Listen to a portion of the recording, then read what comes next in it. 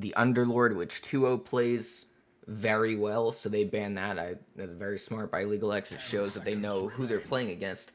And on the Slarknado Quarantine side, the first two picks are out. We actually have a Witch Doctor and a Sniper, and there's no, like, innate combo per se between these two heroes, but they're just generally very decent picks. Witch Doctor and Sniper both have their weaknesses. They're very slow, they're non mobile, so you can jump on them pretty easily, but they're very scary from range and they can do a lot of work with their basic kits. Whereas IllegalX is going into a more CC heavy starting picks here.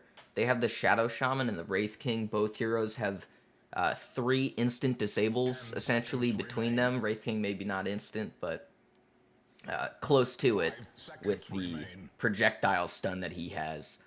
And Wraith King's also a very versatile hero right now, much like the Slardar that was banned out by Slarknado Quarantine. They actually you can run Wraith King as a 3, whereas normally he likes to be the pos 1, get as much farm priority as possible, but you can sort of throw the enemy team off and put him in the off lane, and he can still find some success. It's just you're going to have less overall crowd control and team fight as a Wraith King compared to a traditional offlaner like an Underlord or a Axe or something that could control people and make the fights easier in that way. Whereas Wraith King is sort of a linchpin core where you can always rely on him essentially having 2 lives in the mid to late game.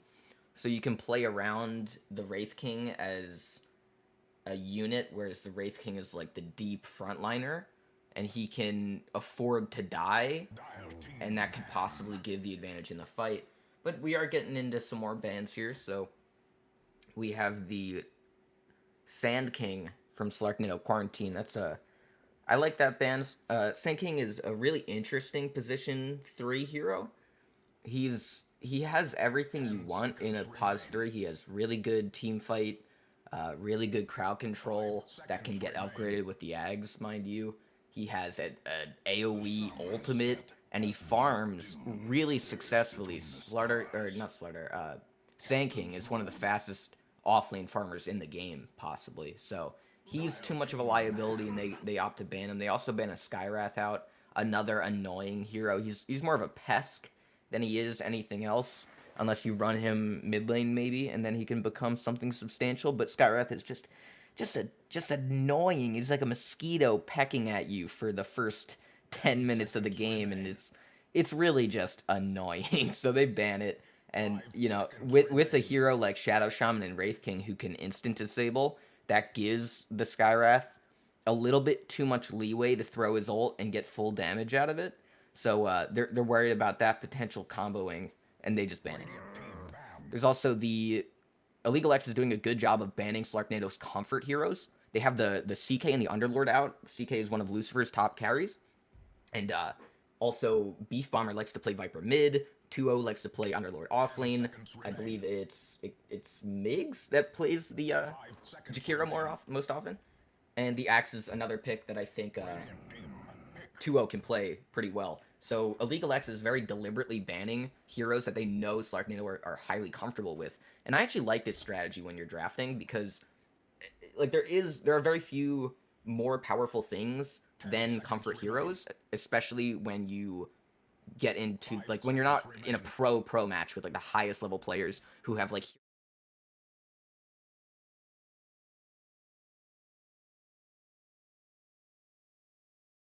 not all players are like that. The majority of players are not like that. They can't play all these different heroes. They usually have what we call hero pool, where they have a comfortable amount of hero, like let's say like 20 heroes in their favorite position that they can play to a decently high level, or at least higher than maybe what their rank implies. And that's just because they've played them so much and they're so used to the process of winning a game with that hero that it becomes almost like second nature. And that's dangerous to allow your opponents to have. And actually, speaking of those heroes, we actually do get the Disruptor, which is something Slarknado Quarantine loves to play. And I know why. Everyone knows why. Disruptor is such a devastating hero. And he's also a hero that is a support, so you don't think too much of him. But he can single-handedly turn late game team fights for his team with his Ags. So if he gets any amount of farm, if this Disruptor does anything good in the early mid game and gets a decent start for himself and his team, that could be a deciding factor in the game, the Disruptor Ags ult. IllegalX goes for the Centaur War Runner, and I really like Centaur in general. He's one of my favorite heroes to play. He has a very good overall kit, and he's just a very strong offlaner. And this almost confirms that Wraith King is going to be the position 1, because Centaur is almost always the position 3, much like an Anti-Mage is almost always a position 1. So it'd be very interesting to see Centaur anywhere but position 3, but he does serve that role naturally very well, so that makes sense for him. And they also pick up a Dazzle, and what Dazzle, I'm thinking, is looking to do here is make his already hard to kill core heroes in Wraith King and Centaur even harder to kill and possibly unkillable to Slarknado Quarantine.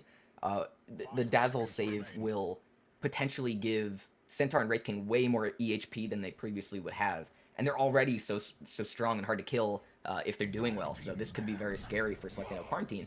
But Slarknado Quarantine comes back with the Mars pick, and normally you would see Slarknado Quarantine probably go for the Axe here because the Dazzle is hard countered by the Axe, but IllegalX were smart enough to pre-ban that before they picked Dazzle, so there is no natural, like, oh, I'm just going to play Axe and it'll work out.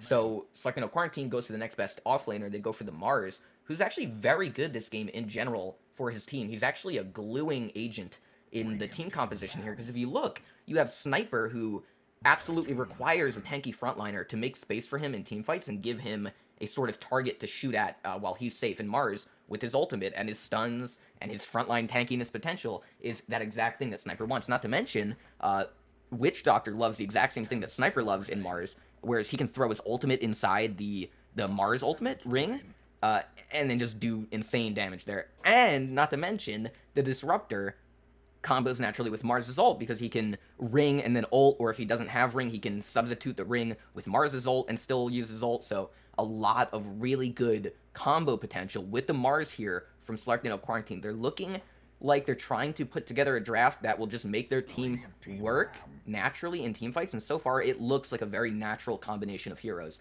We're going to have to see what their final pick is here, because Sniper is either the pos 1 or the 2 here, so we're either going to see a mid laner or a safe laner for the final pick of Slarknado Quarantine. But before that, we have IllegalX, a few last bans here. They go for the PL and the AM, two, late game pos 1, so I think they're assuming Sniper's a mid laner. And Slarknado Quarantine goes for 2 bans as well, of course. They get the Necrophos and the Huskar. I like those bans. Those are 2 bans that are tempo heroes, whereas IllegalX are banning like late game heavy farm heroes that are like slow to start but devastating late. They can't deal with that. They don't have the draft to outscale those types of heroes necessarily. They want to go fast and hard all game and end as early as possible. And they pick up the Riki.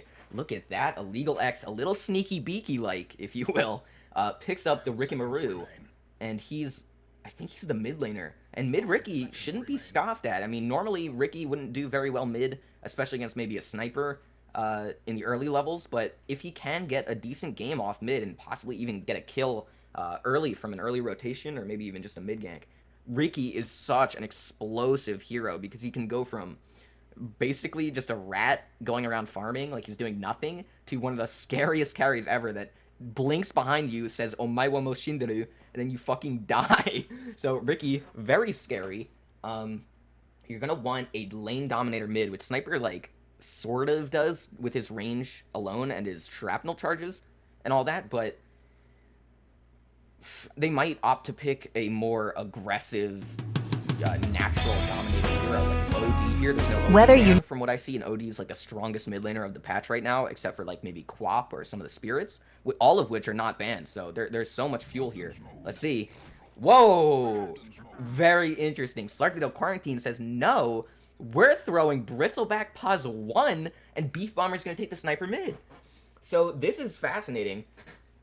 We're seeing a Bristleback position 1, which is super unorthodox, at least in Dota's past. Like, for the majority of Dota 2's history, Bristleback has been an exclusive position 3 hero, so the offlaner. But now that Bristleback has slowly gotten stronger over the patches, over the years, he has an ability to actually become a terrifying mid-game position 1 carry. Like, he builds Ags, right? His Aghanim Scepter allows him to AoE Q, which is his snot that you see coming out of his face mask there. I think it's called vicious nasal goo. Yeah, pretty gnarly. But he can spam it much more so than when he could without Ags, because Ags allows it to be non-targetable AoE. So even without a target nearby, he can still spam his Q. And what that means is, in addition to his W, which is spammable, like very highly, super low cooldown, like a few seconds, his ultimate is a passive, which makes it so that when every item in the it's a stacking element. So once you get to like max stacks with Ags, which is like 9 or something, you get an unbelievable amount of right-click damage. And we might just see that manifest in this game here, because they're running it as a pos 1 and they're expecting it to go ham and get that Ags early and start running over this IllegalX lineup. But both lineups are potentially very strong. I don't know who scales harder. Slarknado Quarantine has a very scary general team like throughout the entire game, whereas IllegalX has like a mixture of mid-game tempo and also late-game prowess with the Riki and the Wraith King and the Centaur.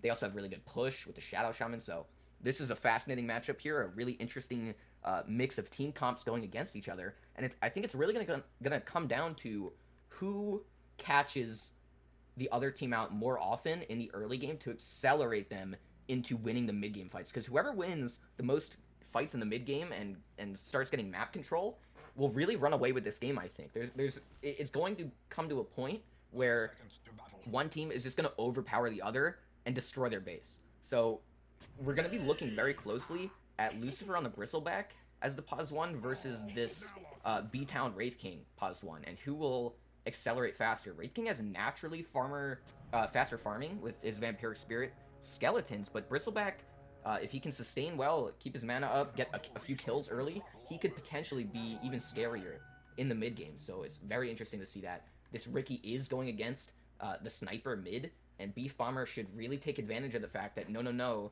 on this Riki is melee against a naturally strong ranged mid laner.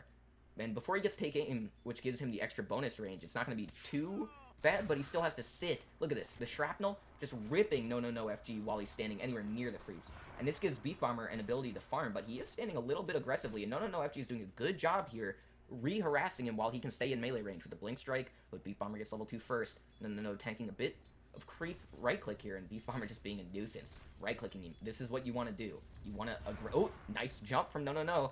He sees Sniper walk up on a high ground. He doesn't want anything to do with letting him up there. But it's going to be a rough lane for no unless he gets a kill early. Top lane, B-Town and 2-0 going at it. The two supports trying their best to stay alive and keep harassing. Same thing here. Tulach a little low. Exile doing a good job. Bot lane, he has the extra 77. Oh my goodness. 77 damage. It's so stupid. Who allowed this hero to have this much damage? Meanwhile, I love playing Shadow Shaman, so don't get me wrong. He's not even OP. It's just really absurdly strong in the very first few levels of the game. So I just find it funny that he's like the strongest right clicker, except for like Tree and Protector. Beef Bomber mid still farming. Actually, no, actually got level 3 first, so that's interesting. He must have gotten a deny or two. Doing a good job. This is impressive from Riki to be doing so well. B-Town taking some rough damage here from 2-0 and Migs on the off lane, or his safe lane rather. B-Town, he's Wraith King, so he's not the strongest early, but Migs running in to cancel his salve. He does just that. That's a good play by Migs. It doesn't look like much, but B-Town now is going to be starved for regen the rest of this lane. It's essentially 110 wasted gold for that regen attempt with the bottle, or the salve. So, Migs, good job. Oh, mid lane. Wait, what? Was that bot lane? Mid lane, nothing really happened, but Beef Bomber gets the courier, but now no is looking at Beef Bomber like a snap, but Beef Bomber uses his Fairy Fire, stays alive. It was actually bot lane. There was a kill. Lucifer got the kill onto Exile. That damage didn't help him. He must have gotten caught out by a stun, or maybe just the overwhelming Quill Spray got to him. And now Lucifer's actually really low, and Steph Jelly is going to have an easy time in this lane until proper regen comes out. So the courier is very crucial to Lucifer getting back into this lane, because even though he did get a kill just now, this level of health and mana really restricts your... Oh, Beef Bomber mid! No! Oh, the headshot! He's gonna die to the tower! Just 3 shots! 1 more! He's dead! Oh my god! What a play! And it was not... he didn't have tricks of the trade because he used to get the kill. Oh man. What a crazy mid lane fight. Wow. Oh, and top lane Migs. Maybe bit off more than he can chew. He's pulling the entire wave so that his Mars can farm it, but he's in a very bad spot. Ooh, kinda close. Tried to use the Poison Touch Zappy, or the Shadow Wave Zappy Zap to hit Migs, but no. Oh, bot lane. Exile gets the kill with Steph Jelly on to Tulach. Lucifer, you know, he's a very scary hero, but defensively he can't do really that much for his supports other than try and throw spells at and dissuade them. He doesn't have any CC to save, so, you know, if your support gets jumped while you're +1 Bristleback, there's not much you can do. Mid lane now. The runes are out, the 4-minute runes. No one's actually really low at all, so the runes are sort of a moot point, but you see Exile ran around near to it and didn't end up grabbing it. Typically, if you are the support and you walk near mid at 4 minutes, you want to grab the opposite rune and tell your mid laner to go grab the other one, but Ricky doesn't really need either, so it's sort of a weird thing. I don't know why Shaman didn't just go grab it, but top lane 2-0, dealing with the skeletons of B-Town. B-Town, level 2 in Vampiric Spirit, it's going to give him 4 skeletons to work with. They're very annoying, they respawn after the kill, and 2-0, you know, he's not tanky enough just yet to deal with that. But bot lane here, I think this is the kill lane. We've already seen 2 kills bot here, and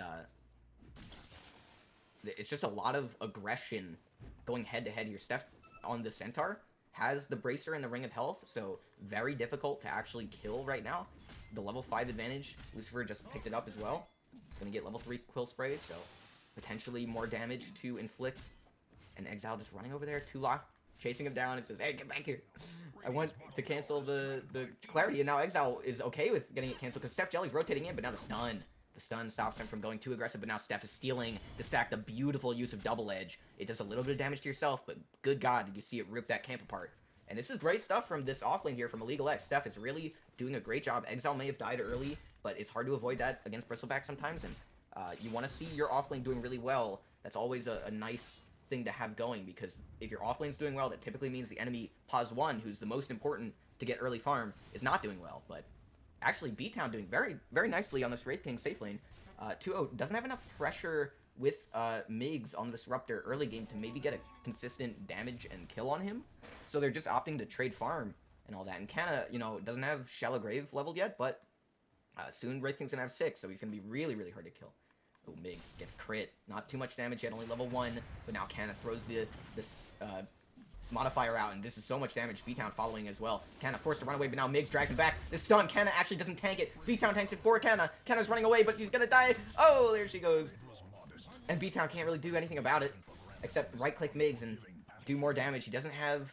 he has his Wraithfire Blast, but it wouldn't confirm a kill, and would just waste mana that he crucially needs if he's gonna get his reincarnation soon. Which... I don't know if he's going to pick it up. He's saving the point. This is a classic thing you wanted to do if you're Wraith King, is save the level 6 until you actually need your ult. Mid lane Beef Bomber and no FG going at it.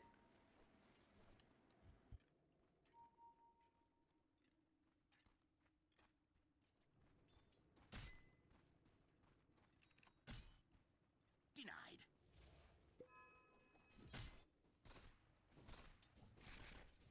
Ricky, with his level 6 now, he gets Backstab Multiplier, so he's able to deny a lot easier. Oh, Centaur ult running away from the damage. Steph popping the ultimate defensively. It's not what you want as Centaur, but it does allow you to live, and that's much more important to not feed the enemy safe lane. So good job by Steph there. It's not what you want to do, it's what you have to do, and decisions were made, and it was correct, in my opinion.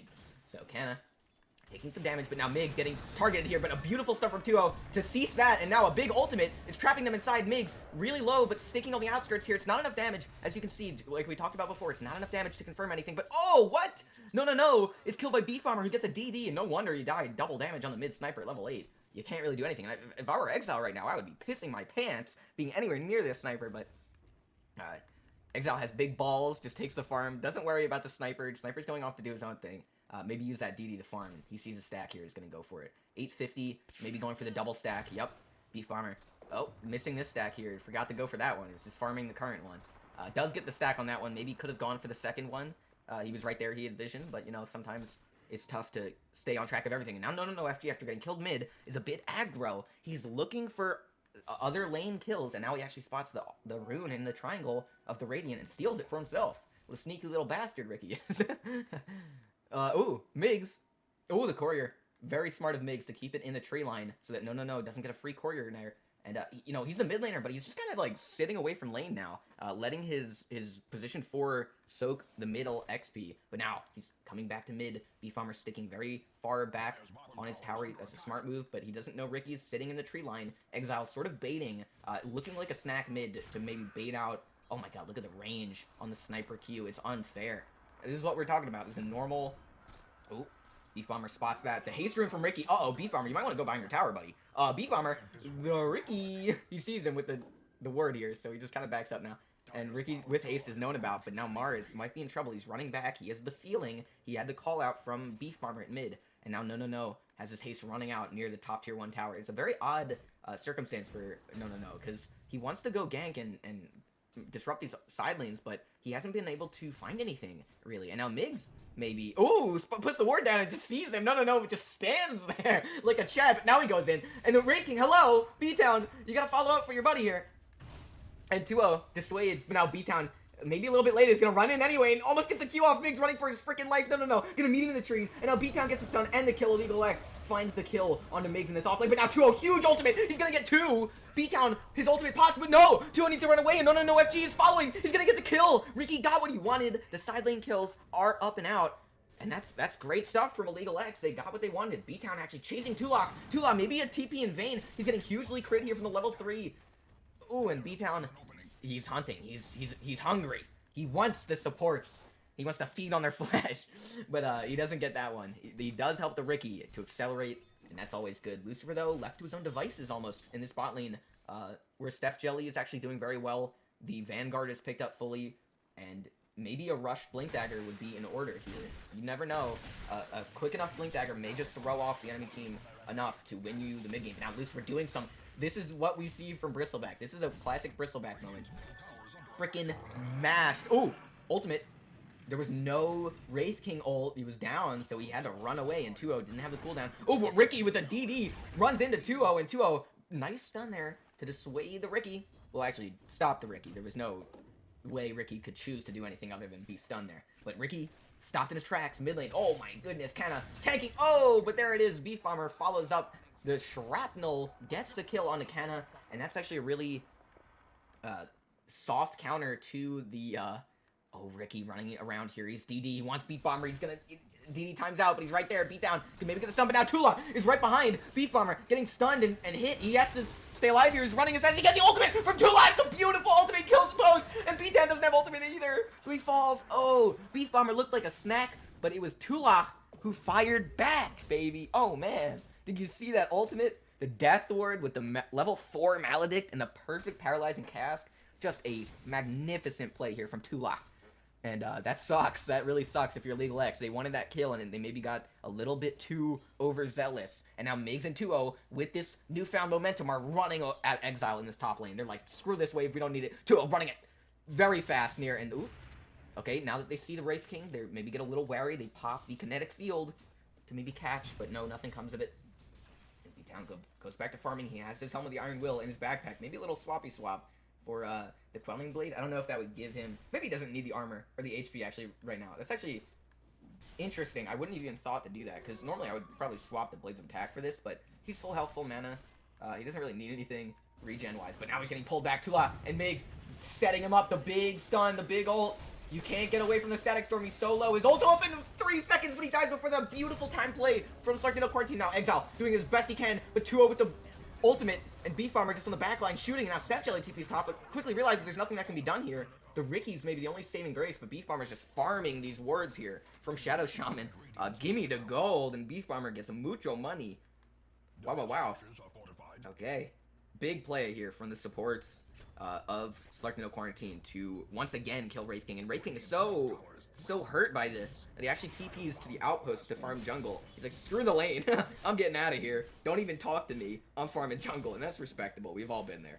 But this Ricky, you know, he's getting closer and closer to his Diffusal Blade, and that's going to help him potentially solo kill any of these supports or even sniper on the map. So the faster this Ricky farms, the better. It's already 15 minutes, so it's a bit of a slow timing here for Ricky. But what do you expect against a sniper? And he is 3 levels down on the sniper almost entirely. And oh, Steph Jelly gets caught. The ultimate can't save him from the pull back and the Spear of Death. Beef Bomber laying into him the whole time. And man, you see the power of Glimpse. It's such a devastating ability. The glimpse into Kinetic Field is all for naught. The Centaur War Runner Stampede ult, designed to help you escape. It's just not there yet. But the Blink Dagger's finally gotten for Steph. And mid lane, no, with his team, finds the mid tower and a DD spawns. Look at that. Gonna be seen by Kanna, or Exile rather. And B-Town gonna go find it. Ooh, a smoke, a little bit off timing for the Wraith King. He dismisses it, but he's gonna go farm with the DD. That's fine too. Top lane, Slarknado Quarantine are roaming as 5. They trade the tier 1 mid for the tier 1 top. And now bot lane, actually, the tier 1 falls. So right now, IllegalX winning in terms of map control in some ways. Like, they have a different part of the map that's controlled. And this mid tower, even though Sniper was doing so well, technically did not win the mid lane in terms of towers. And now Lucifer looking to remedy that situation, running mid with his immense pressure that he can provide as his Bristle. He's level 11, so he's one of the higher leveled people. And if we take a look at net worth here, he's second in net worth. Oh, but top above the tier 1, 2-0, gets jumped on by No. Who spears him out. Now there's the ultimate from Mars, the big ult. The snakes on the back line from Exile, holding him down. B-Town and Steph taking a ton of damage. The big ult here. Oh, Ricky gets caught inside of the glimpse and static field. And now Exile super low. He does hex Bristleback, and Bristle now running away. Exile does die to Beef Farmer's ult. And now Lucifer low.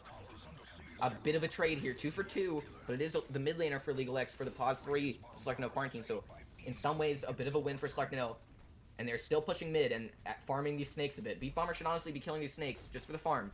There he goes, 36 each. I mean, that's like a creep roughly. And Wraith King's denying them. Oh, that's funny. I like B-Town. B-Town knows the real priority here. Oh, Canna throwing some spells out, the poison touch, nothing to laugh at. Oh, the blink stun from Steph Jelly, but no follow-up. Beef Farmer gets stunned, but there wasn't any combo there with the Wraith King, and now the tower mid lane goes down finally. It's like no Quarantine, get what they want.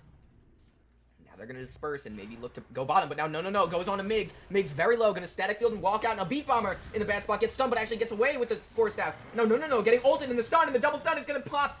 There he goes, no, falls, that's terrible. The mid laner falls once again. The cores of IllegalX are just having a tough time staying alive, and speaking of B-Town, the Pause 1 now getting ran down. Lucifer slowing him down. There's so much damage. He's going for the deep and maybe escape, but no, 2-0. The stun, the ultimate. It's all over for IllegalX in this team fight. They all fall, and now even Steph is gonna fall. Tula super low actually falls to the tower shop, and now Steph gets pulled back, and the ultimate from Migs confirms it. Canna, the only survivor. Ricky dead so long, he's actually back alive right now. It's only 19 minutes. These fights are absolutely wild. And a little bit low HP generally for the Slarknado Quarantine squad, but they're doing fantastic in this early mid game. Canna doing their best to farm whatever they can while not feeding in the middle of the map. Ricky doing his thing, getting farm. Quicksilver Amulet found from 2-0. Probably going to hop that onto the Bristleback. It's a fantastic item for him. He does like the Arcane Ring, but... Ooh, and a Grove Bow for the Dazzle. That's huge for his team. He could actually put that on himself or the Dazzle, and that's a lot of amp that you could get for one of those spell heroes. Bot lane, no.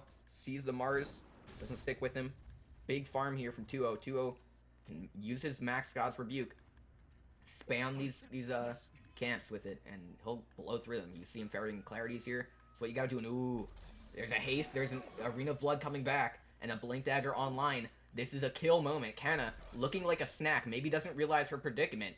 And 2-0 starting to run, uses his haste to run directly into a wave of creeps, showing that he has haste. I'm a bit miffed by this decision. Maybe they didn't feel confident running up that high ground, so they opted to not actually use the haste to its full potential. But now they're showing on the map that they're wanting to go top to this Wraith King. This is a tried and true death spot. B-Town is in a very bad spot. As you can see here, right where this catapult is, this little area right here is called the death zone. So once your tower dies, if you go past this, enemy teams will gank you. And there it is, 2-0, jumps in, B-Town, running for his life in the trees, the Centaur ultimate, but now he's getting glimpsed and pulled back, and the ultimate to even follow up. If 2-0 misses the spearbird, it doesn't freaking matter. Wraith King gonna fall the first time, and now, maybe a bit too much stacking, and B-Town blinks into the trees, he's stuck in the trees! And now he's using the Quelling Blade, and the pause from Dazzle! So much shit is happening right now. Dazzle is BM pausing, he says lag, and it's not BM. Shaman disconnects, but B-Town, oh no, B-Town, oh my god.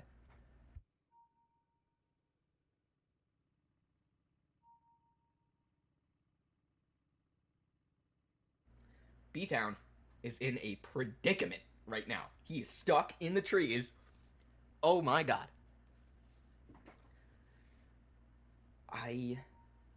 We're waiting for the go-ahead here to unpause the game, but B-Town in a world of trouble.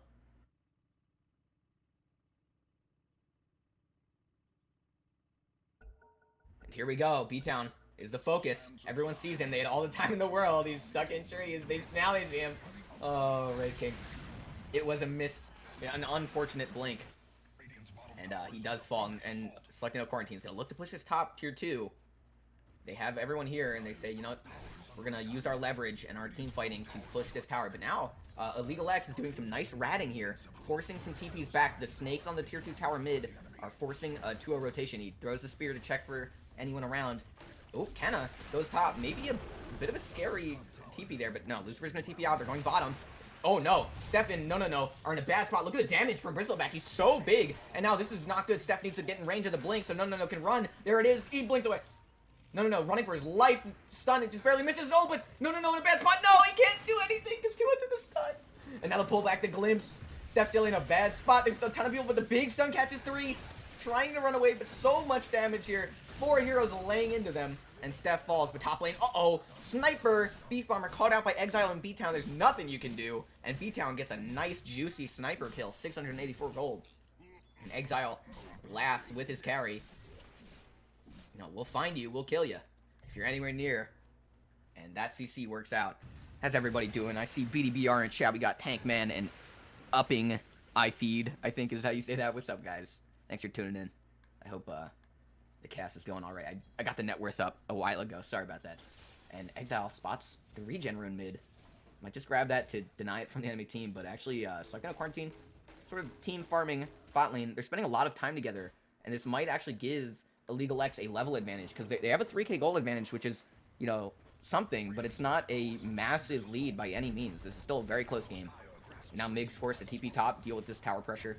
The Wraith King skeletons always give a very annoying slow push that you have to deal with, because normal creeps will slowly get pushed out if Wraith King skeletons are anywhere nearby. They'll tank some hits, they'll do some damage, and weight the lane towards the enemy side.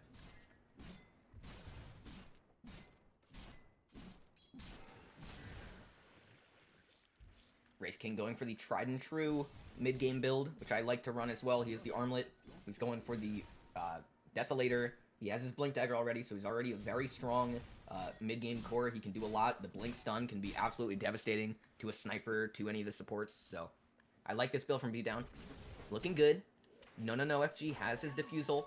He has something else coming out right now as well. If we take a look, Centaur has the Blade Mail coming, and Ricky has his Crystallis. He's beginning to believe, and he wants those crits. Normally, you start stacking Agi as soon as possible on Ricky, because he gets innate damage amp from Agi, but with a crit, that can boost his damage potential even more. And here we see a smoke play from Slarknado Quarantine. No, is actually going to get popped here. And there's the dust. They knew because the smoke. Now 2-0 misses the stun, and no is kiting around here. The stun lands, and no in a bad spot. The whole team converges onto the Ricky, and there's not much you can do there. Ricky caught all alone. Tried to escape, but nothing really to do. Lucifer doing good here. He's got his Ags, like we talked about. He's going to be finishing up his Eternal Shroud, which will give him Spell Lifesteal, and that will make him even tankier, even more of a nuisance and a menace, and it'll give him actually mana regen, which is something he desperately wants. So it's a perfect item for him. It's coming out. You can see he just queued up the Black King bar as well. And now 2-0 maybe sees Canna in the side of the trees here in a really bad spot. Showed while the enemy team was all around, and Canna a little bit overextended. Now B-Town getting caught out by the ultimate. He falls for the first time 2-0 with the ultimate. Now Exile on the outside is actually holding him down. Steph Jelly trying to run away, and now 2-0 is going to fall inside his own ultimate, but now Exile getting run down. B-Town finally falls as well from his second life, getting run down, but now Lucifer in a really bad spot. The snakes are actually maybe going to kill him. He's super low, but now the regen. And on the backline, no, actually kills Tulak. Gonna see Lucifer. He's super low, but the damage from Lucifer is super high. He has to run and spell Lifesteal. Mix is pulling him back. No, actually now running away with his life, but look at the damage. Lucifer doesn't give a damn. He's going to turn and kill him. Lucifer, a beautiful play. He's unstoppable. With that spell Lifesteal he got from Eternal Shroud, he actually survived the fight just enough to turn around, and you saw the damage with the 9 Warpath Stacks, 45% move speed, and 315 damage. Oh, Canna. Oh my god, Canna, what are you doing? You gotta run. Lifts him up with the Yules, but is that gonna be enough? He's stuck inside the thing here, and look at the damage, Canna. Oh no, he tries the shallow grave, but he's just stuck inside of this unbelievably disgusting blender of snot and spikes and death. And now B-Town coming back. Lucifer realizes maybe shouldn't stick around that long, but oh, it's gonna run right into a regen rune. How convenient. There it is. And the mid tower left at a fraction of its health. Lucifer back to full. That's just really nice. He's got his almost level 20 here, which is gonna get him either quill stack damage or an insane amount of regen. Holy crap, 20? That's ridiculous. I would give it 20 regen. I mean, the Quill Spray is nice, but he's more damage on the Warpath, so let's see what he picks here. I'm actually interested to see. He's gonna get his 20, and one more camp or wave. Oh, interesting. IllegalX actually sees the Disruptor, and the Roach attempt is actually known about, and they go in immediately, and B-Town maybe have overextended on this. He sees that they're going on. Oh, Exile traps Migs and Beef Bomber inside the snakes, but it's all for naught. They get away, and now, no, jumping onto Tulop, but the ultimate from Migs is going to hold Ricky inside, and now Centaur, we're on there chasing off after Beef Bomber, but now 2-0 catching Exile. The save from Canna to hopefully keep him alive longer, but Exile now just holding Lucifer in vain. Gonna die finally. Steph Jelly running around. The ultimate catches B-Town and hits him. 3 down on the side of IllegalX is going fantastically for Slarknado, but now the blink, a beautiful blink for B-Town to get himself away. Holy crap, what a fight. And Slarknado Quarantine, even though they get initiated on, the Wraith King started the fight and it didn't go his way. He got pretty much exploded for jumping in there. Beef Bomber on the backline is just so much damage, and Lucifer's huge right now. He got his level 21, so we see him. He actually gets the quill stack damage. He doesn't think he's having a lot of trouble with his regen. He does have a good amount. 26 is pretty respectable, whereas Sniper has 8, as you can see. So Lucifer goes for the extra damage. He sees that he needs to keep snowballing, and he gets, I think it's, yeah, 54 extra stat. Wow. Okay, very scary hero. Migs scouting with the kinetic field. Beef Bomber shoots the tier 2 mid tower. And now Dire is going to have Radiant knocking out their tier 3s. No, is actually outside of his base. I don't know if they know this. It looks like they see him. He actually dusted right after. Now, no, they actually caught him. And he's caught out. And he's going to die. He's so low. Lucifer, the godlike spree. Terrifying. Bot lane, Centaur doing good work. Actually gets the tower kill. And Migs showing Steph could kill Migs at any time here. There's no hero here. And Steph goes in. That's exactly what we just said would happen. And now Migs throws him away, but dies in the process. Nice job from Steph, but now has to TP home because Lucifer, Beef Bomber, and 2-0, the cores are doing work. And 2-0 blinks in and goes for the stun back, but doesn't catch the Spear of Mars on the Canna. Just barely whiffs it. It's a tough spell to use in that manner. You have to blink really deep, so it's very scary. But Bristleback is tanking. Getting healed, actually, by Tulok, giving him that sustain, making his HP regen even better than it is right now. Enemies gather at Radiant's bottom tower.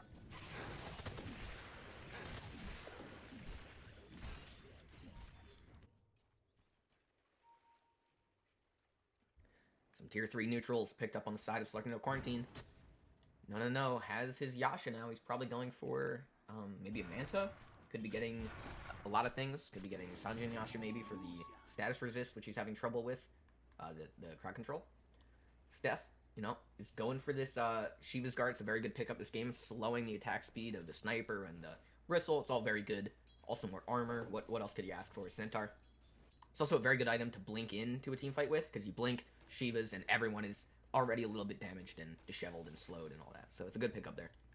B-Town now actually going for the Silver Edge. This is an important item, something that we didn't talk about too much in the early part of this game, but this is a crucial item for IllegalX, for B-Town, to grab the Silver Edge, because the position 1 is Bristleback, and Bristleback is notoriously countered by breaks, and, if you get a Silver Edge, that's a guaranteed break. Now B-Town actually TP's bot. He has almost enough money for the Silver Edge. Not quite, but he sees Lucifer pushing this here too, and now the stun from 2-0. Migs gets away, but the big ultimate from 2-0 actually ends up almost killing. No, runs away. I don't know where he went. Oh, he went in the back line. He's going for Tulok, but in the front line, everyone's so low, I gotta zoom out. Exile's going in. Oh my god, look at the damage from Witch Doctor here, but now Ricky's running for his life, going into the trees. It's like no Quarantine's farming ancients while this is happening. They still kill Ricky, and they get everything anyway. Now Beef Bomber and Lucifer, they're looking at that bottom tier 3 like a snack. They want to push. They got the kills. Who cares about supports? We're the big boy cores. And look at B-Town. This is what we're talking about. The level disparity between Lucifer and B-Town here is really the deciding factor.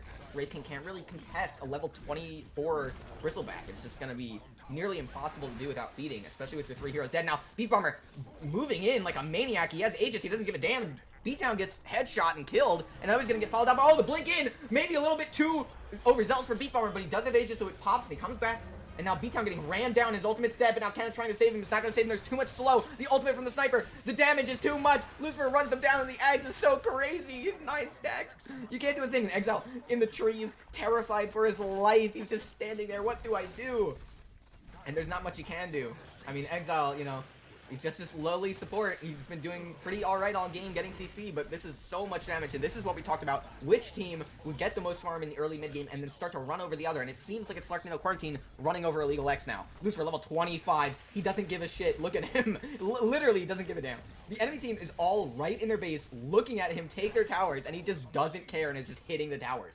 absolute Shad. Volvo truck energy. And now B-Town blinks in to maybe get the sniper, but now gets caught out by 2-0. Oh, this is not looking good.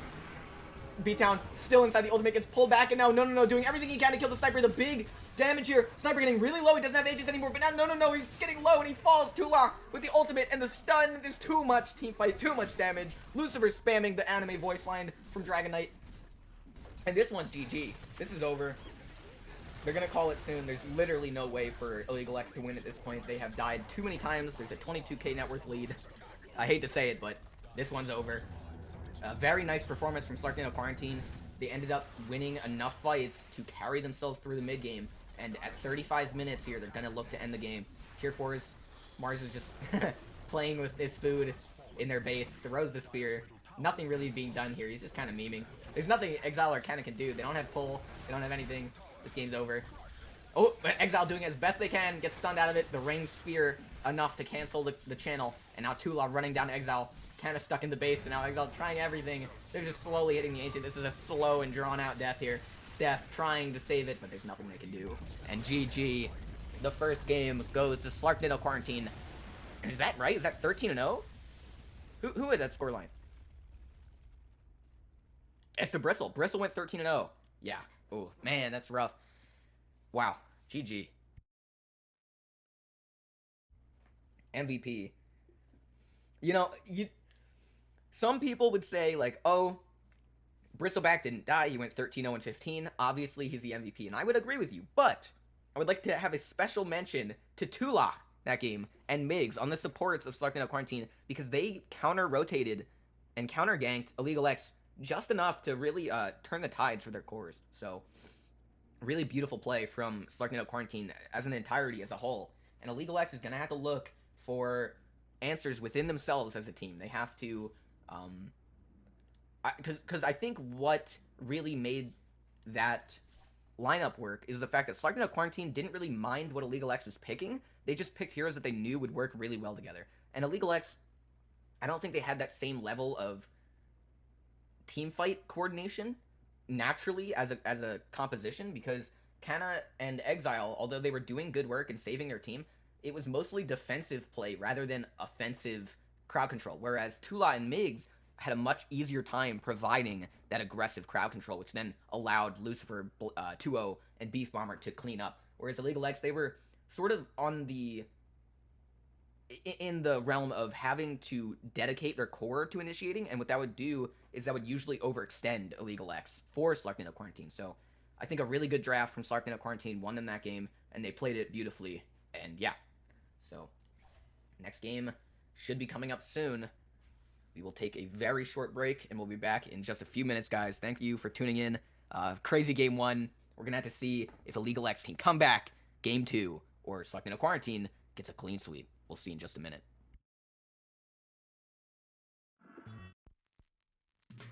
Come along, children. Now we're going.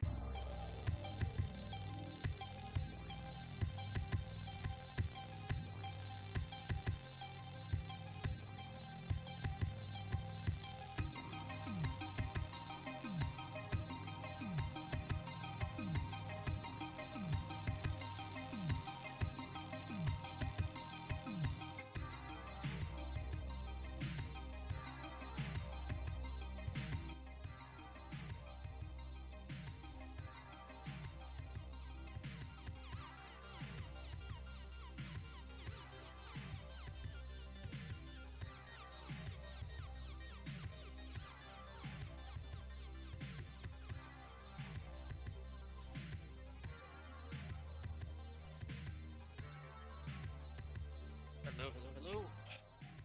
What is happening, Pova? Nice to have you, man. Yes, likewise. Thanks for having me. Of course. All right. We're not in the game just yet, but I do have a co-caster with me today, Pova, as you just heard, and I'm excited. I don't normally do duo casts. I don't think I've actually ever done a duo cast, so this is a cool first.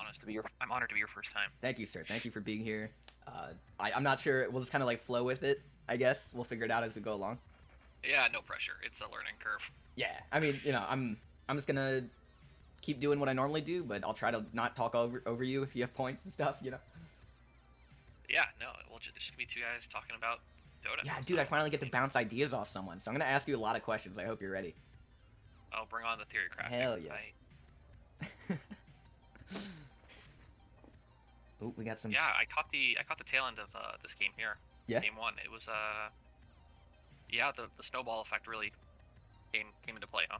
Oh yeah. I mean, I really like how Slarknado Quarantine do their drafting because they tend to like they understand the meta, in my opinion. They know that they want tempo and they want to keep it. And that last pick Bristleback I think was like such a good addition to what they already had in their lineup. Yeah, I think they kind of what's made key for them is they play heroes they're comfortable with and they want to play a certain style. And yeah, be this high tempo team that can constantly fight. Like if you look at their lineup from last game, they had heroes with very low cooldowns and basically no ultimates. They didn't have to wait for ultimates except for Arena, which is like what 70 seconds. So Yeah. they can just keep going. And Rookie, it takes a long time to come online. Doesn't like to play against 5-man, and you've got Wraith King, takes a while to come online. Right. And so yeah, they just played the tempo game and that paid off for them. Yeah, totally. I mean, here actually speaking of that, someone in the chat, Gigabyte Ruler, had some thoughts. He said, I think BKB might have been a better purchase than Silver Edge. He said, as even with the Silver Edge, he could have just get kited by Bristle's Q. I think that's true in some ways, because that Bristle with Ags, it really... Because, like, you would see Canna on the Dazzle try to save the cores, but even so, with a good time save, like, he couldn't physically run away. So, it was a good natural counter to that. Oh, yeah, I don't even know the pass... Hold on. Here, let me turn off the visual so we can see the password.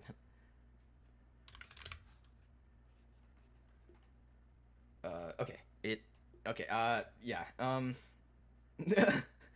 how do I tell you? I'm just gonna message you. Yeah, that's perfect. Okay, I'll do it in the, yeah. It is this. Here we go. Yeah, no, I'm doing a good job right now. I'm doing a good streaming job by hiding the lobby password. I'm proud of myself. But yeah, Gigabyte, I think there's some truth to that.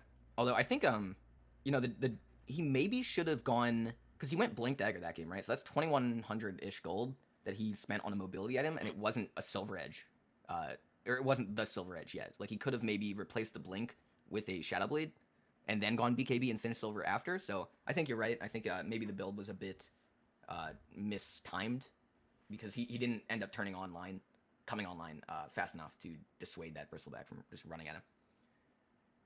But new game, I'm excited. We have Pova here, so it's going to be even more fun, I'm sure. And in just a minute, we should be started up. IllegalX, the final player, loading in soon.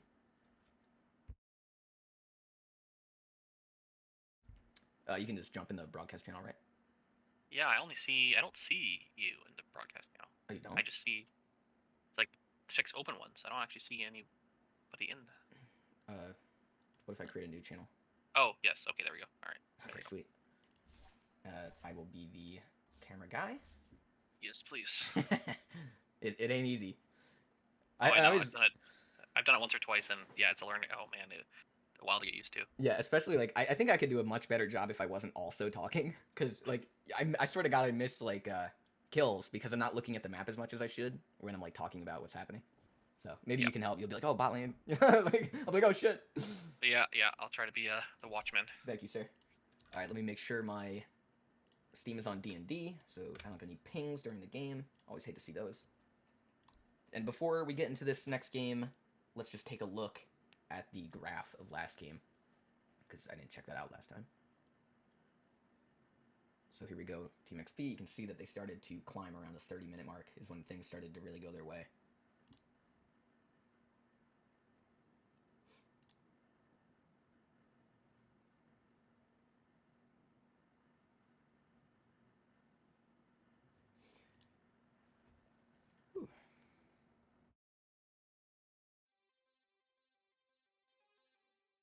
This is a best of 3, right? Is that correct? This is the lower bracket best of 3? I'm pretty sure. I'm like 99% sure it's best of 3. Those are pretty good odds. Yeah, I mean it is. It's lower bracket finals, so you would think it might have best of 5 or something, but that might just be. I don't even know. We are professional players here. Oh yeah, very pro here in Crusader League, you know. I'm excited though. After that, people got jobs in the morning. Yeah, that's true. My schedule is just crazy, but luckily it aligns with these games. So.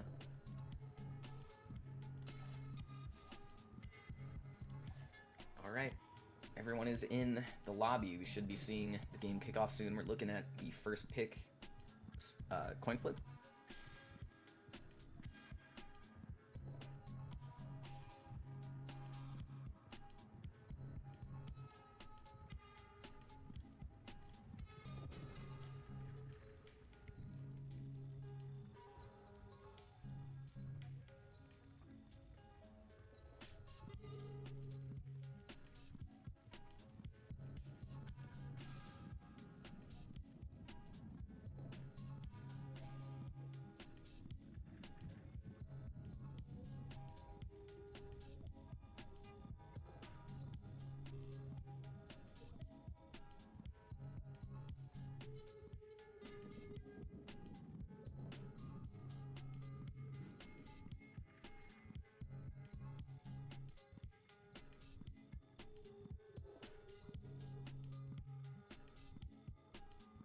Oh, 15 minutes ago, we got a follow from Gigabyte Ruler. Thank you so much, dude. Much appreciated. Everyone who follows for the Dota content are like, man, it means a lot. I love this community. It's really nice. Everyone's super chill. The games are fun. You know, what more could you want, right?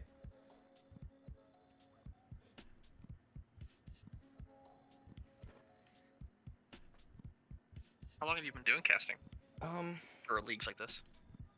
I think my first time doing it was about a year ago, but it was like a super a random thing. I think I just like I felt like I wanted to try it, so I looked up leagues and I saw that there was like open positions certain places, and I ended up just casting a few random games. And I think I ended up casting one of Slarknado Quarantine's games, and they watched the cast and they liked it, so they ended up inviting me to cast much more of their games, and it's been super fun. I mean, I think it's something I want to keep doing, even just casually for fun, because I like it so much. Yeah, no, that's awesome. It's just kind of a different dimension to the game. Yeah, and I think a lot more. You know, there's so many leagues and teams that play all the time, but there's not that many casters, so it's there's definitely room for new casters to grow, which is really cool. And here we go, man. Brought to you by Jack and Pova. We got Slarknado Quarantine versus IllegalX Game 2. And already we see the same bands coming out. The Warlock and the Underlord. What do you think about the Warlock band from Slarknado Quarantine? Do you have any thoughts on that? I mean, Warlock inevitably is a great team fighter, but I don't think it's something that would get thrown out really early in the draft, so it must be kind of a targeted ban. That was my suspicion. But it does offer great team fight. Fatal Bonds can be really powerful when compounded with other damage dealing spells. So wait, have you seen IllegalX actually play the Warlock a lot? Or no, but that's my theory. Assumption? That Okay. it's such a left wing sort of Band?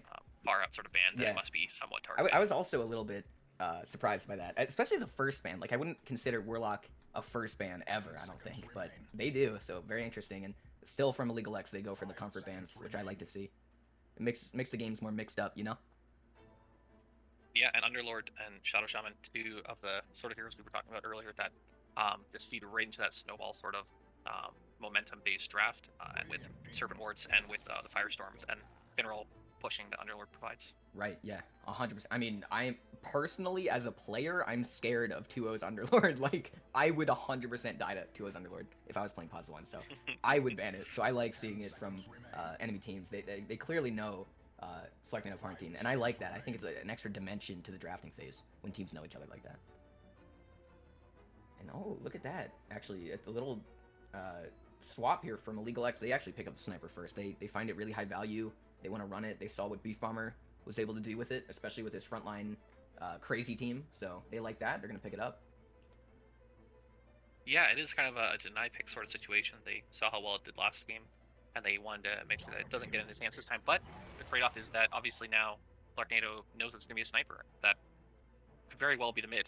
Right, yeah. Yeah, It is very first clearly pick, so it's first susceptible to counter picks for sure. And look at that. We see the Jakiro on Slarknado Quarantine, so the two supports are locked in.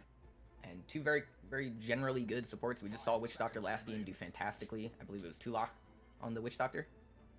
And now we're going to see Migs on the Jakiro this time. And I think Jakiro got banned last game because IllegalX is aware that Migs loves to run Jakiro, because Jakiro is just an awesome hero in general. Like, I'd never dislike having a Jakiro. He does most things that you want from a support, and he has a few, like, specific things that he can do that are really almost unique for supports. So the ban from IllegalX, you see the Shadow Shaman ban, one of the big things that he provides are those snakes and that tower push. And Jakiro actually has, like, his E, his, what's it called, the fire... You know what I'm talking about. Liquid Fire, yeah. It does the same job, but it's not even an ultimate, so it's not that big of a committal, and you're still getting really good tower push from a support, so I like that. Yeah, the one thing I will say is that, like, as someone who plays Jakiro quite a bit and I enjoy the hero, the one thing it doesn't do well is, like, gank. It often is a little bit clunky, needs a little bit of setup. It's a rather slow and hero that doesn't maneuver very well, and so both of Slarknado's supports here are, like, really good in lane, really good at pushing, really good at team fights. Neither are super gankers, so it'll be interesting to see how they kind of navigate that in their draft to solve that issue. I think that is an issue. Yeah, I mean, that's 100% right. I couldn't agree more. They're both very low mobility, but they do actually have long range disables, so maybe if they are able to stay alive on the back of fights, they could do all the work that they would like to, but we're going to have to see what Slarknado Quarantine picks as their cores and their front line to really give them the space that they would like. But IllegalX actually picks up a Tusk, which is a hero that could potentially dumpster a Witch Doctor Jakiro in the right scenario. He's got really good ganking abilities, and he's a sort of chaotic frontliner for the sniper. And he could be versatile. He could be the 3 or 4, maybe even 5. Who knows? 5 seconds remain. Yeah, Tusk is one of those heroes that has so many dimensions to him. Like, he's really good with tag team to apply early pressure, along with core.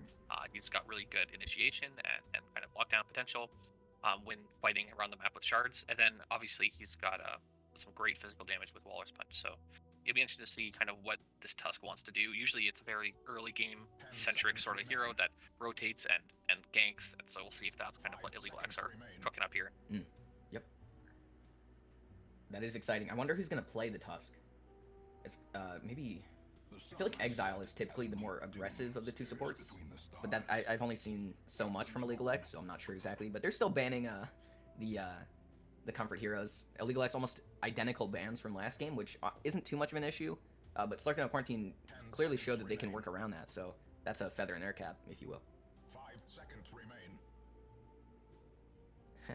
And look, you see Slarknado Quarantine ban their own Bristle. They were like, we're not having it, you're not going to have it. Yeah, exactly. I didn't know if that's what they were going to be picking, but apparently they don't want anything to deal with it.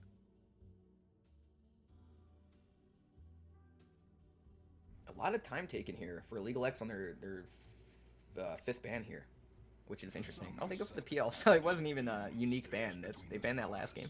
I always find it funny really? when they take time to ban something they already know, but what I'm probably missing is that they're thinking about picks on top of what they're going to ban next. Yeah, and it's the mind game. It's like, oh, did we ban this last game for a reason? Like, is it really worth it, or should we let it slide because we think something else is a greater threat? And so there's always the toss-up. You can't ban everything. Right. Even though there's a lot more bans than there used to be Yeah. in the Captain's Draft, there's still even more heroes, so Right. unlimited possibilities. One day there's going to be like 400 heroes. There's going to be like, we're going to need like 4 times the bans. Okay, here we go. Interesting. Okay, well, Interesting. talking so about this is the raid frontliners. boss that these heroes are gonna rally behind. He's got a setup stun. He's got the push. You think Slarknado Quarantine are Chad enough to run him as a 3? Seconds remain. I It don't. could be 3. It could be. He's such a weird dynamic for a 3 because he doesn't provide enough crowd control to really be a 3, but he is like an off-lane carry once you run him there. So Yeah. I almost think it'd be really effective to run Wraith King in whatever, like, if the safe lane's fine for him, you can run him there, but you can run like a position 3 safe while you run Wraith King off lane. It's just a lane swap, essentially. Yeah, if he does go offlane, I definitely would say there's the need for he needs to be the initiation. So I think a blink would be the first item, or thereabouts, and then something like an armlet, blade mail, something just BKB just to get the fights going. A blade mail would be fantastic against a sniper here. It would basically invalidate him from right-clicking him whenever he wanted. And the Dazzle pickup again, so we're gonna see Canna on the Dazzle again, I'm assuming. And you know, the Dazzle was good last game. It definitely saved heroes a few times, but it wasn't totally effective because of the Bristle. But now that it's banned, there's not too much slow. There is like Jakiro slow with the DOT. There's Wraith Fire Blast and there's Witch Doctor Stun, but there are gaps in the CC here so far that maybe... Oh, wow. Yeah, I mean, that makes sense. With the Dazzle pick, IllegalX was like, well, we can't let them have Axe, so they pick Axe too. And I like that. You know, that's it's smart for sure. And it's also what they wanted. Another frontliner that can create chaos for Sniper and help Tusk. 5 seconds remain. It's also BKB piercing, so Wraithing's gonna have a dilemma buying that item now. Dial team ban. Ooh, the Dragonite. Dragonite. What do you think about like Dragonite, Wraith King, Jakiro, Witch Doctor? Like each and every one of them have a stun, right? So Yeah, I mean, sometimes you can kind of outthink yourself and like end up with a 5-man draft that has like one and like half a stun, and you're just like, and that feels super bad. So oh yeah, Slarknado are super intentional about making sure that's not the case with them. right. And again, I mean, Dragonite fits right into that mold where if they want to get that early levels of Dragon form and push down towers, like they've got excellent push again. And I'm a little bit worried here for IllegalX because aside from Axe or Shrapnel, they don't have amazing crowd control. Not crowd control. Creep wave clear. Yeah. And Axe kind of has to put himself in danger if he wants to clear creep waves. Well, Dazzle and Tusk don't do that. Also, kind of have to as well. So yeah. it's I don't know. They're gonna have to. They've got a few key items like Blink Daggers and like Maelstroms that are going to be necessary for them to really get in fighting shape. But we're gonna see if they can buy enough time. Slarknado will give them enough time to actually get there. Right. And well, speaking of Axe having like decent farm, like Axe and Sniper, decent at wave shoving, the extra layer of strategy here is, does Axe know about the Manta build? And I Man, I haven't unironically, seen that in forever. dude, Wow. I unironically believe that the Manta build is still really good, and people almost abandoned the entire idea of Manta Axe after they removed his right click for spin, but Yeah. his Manta illusion still naturally proc it off of getting right clicked. So Right. Yeah. I mean, he can just buy Manta instead of Vanguard, and sure, he'll be a little bit less tanky early game, but that will give him 2 illusions every 30 or so seconds that he can throw down a lane or at the jungle, and he will farm it really fast. So I personally would love to see IllegalX go for that, because it gives him acceleration and it doesn't impede his ability to do his job, because he just buys a little bit of a bigger item instead of Vanguard, and he still goes Blink, Blade Mail, and all that. So I don't know, we'll see. If I were on IllegalX, I would be calling for that, and I would be playing Axe probably, because I love playing Axe, but Is that normally done from the position 1, right, as an Axe if you're going that style? well, that was because people whenever any core is seen as like, oh, they now have flash farm, people are like, oh, run him safe lane, right?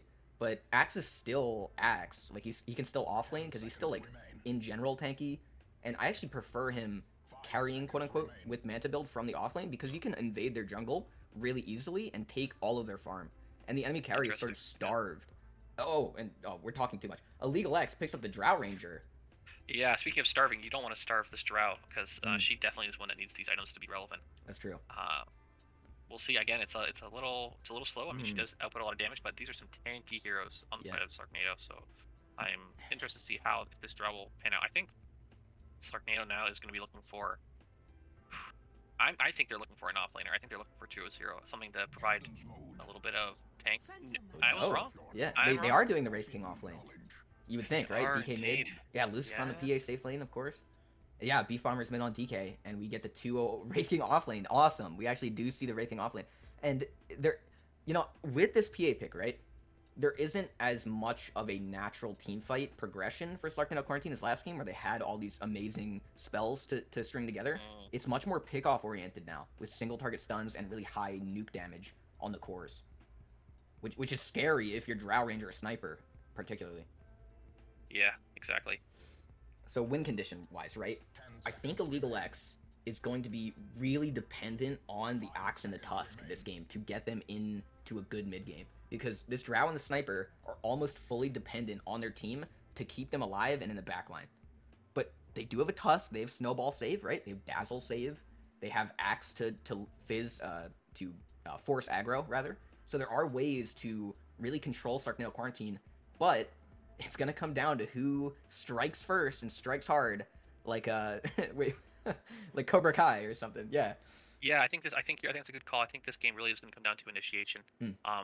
Like we have Axe on the side of IllegalX that if he can jump on PA or get a Witch Doctor pick off maybe really early, then the fight could definitely spiral from them with Drow and Sniper doing damage from the back. But on the other hand, if we got Tuo or Lucy or Beef Farmer jumping on this Drow and this Sniper, they're the only damage dealers, really. So that could spell a very quick end to any sort of team fight.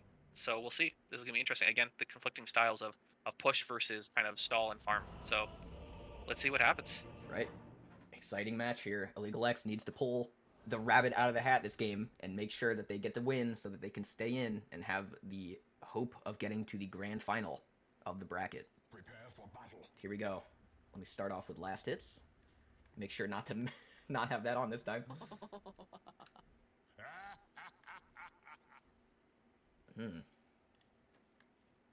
PA starting with the Blightstone. It's going to look to be aggressive early with Tulach on the Witch Doctor.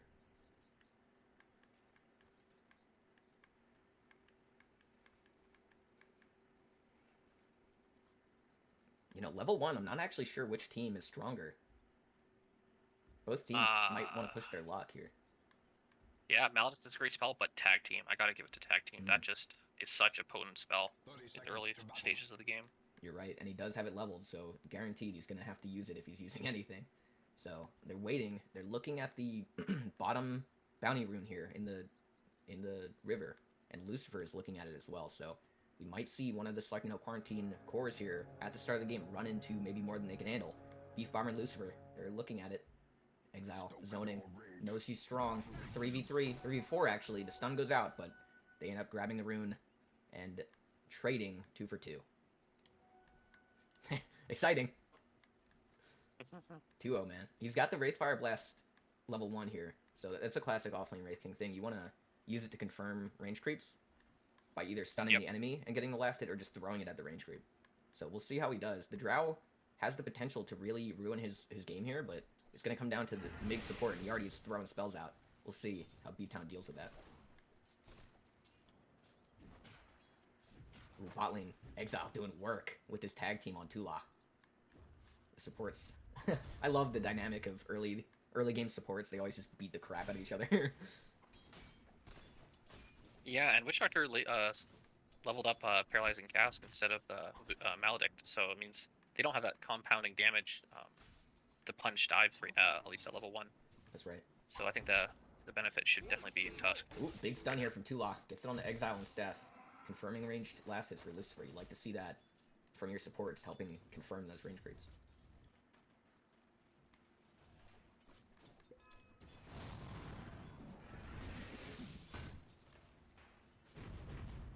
A lot of spam here in the top lane. Meg's doing as much as he can to slow down B-Town and help 2-0.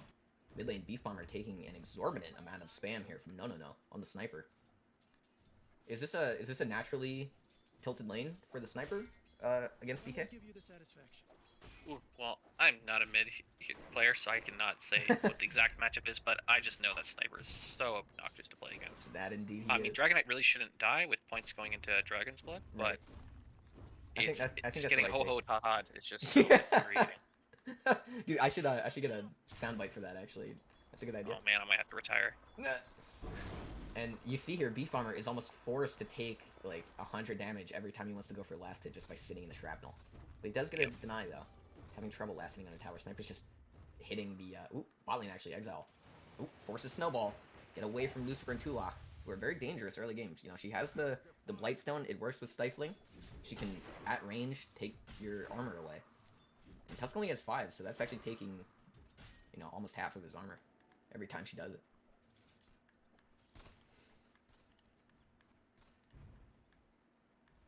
Yeah, and the top lane too had to walk back to base, walk of shame, and TP back, which gave Drow a little bit of reprieve. But it is a tough lane for Drow with her attack animation, taking a lot of nuke damage from Drow, and also just having to secure last hits under her tower. Right. Not a fun lane for this Drow so far. I think definitely. But still doing well on last hits though. Right. That's so annoying. The Liquid Fire level 2, making Drow even slower of an attack time. So that's gonna make last hitting just a little bit more difficult for her.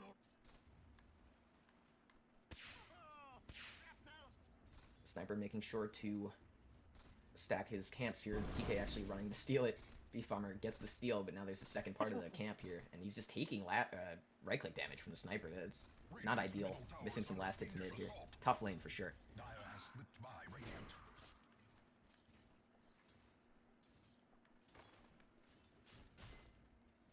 It's a bit of a slow game to start here. Last game we already had maybe 4 kills around this time, so a lot of defensive play early, looking to maximize farm, and IllegalX is actually pulling ahead very slightly so far.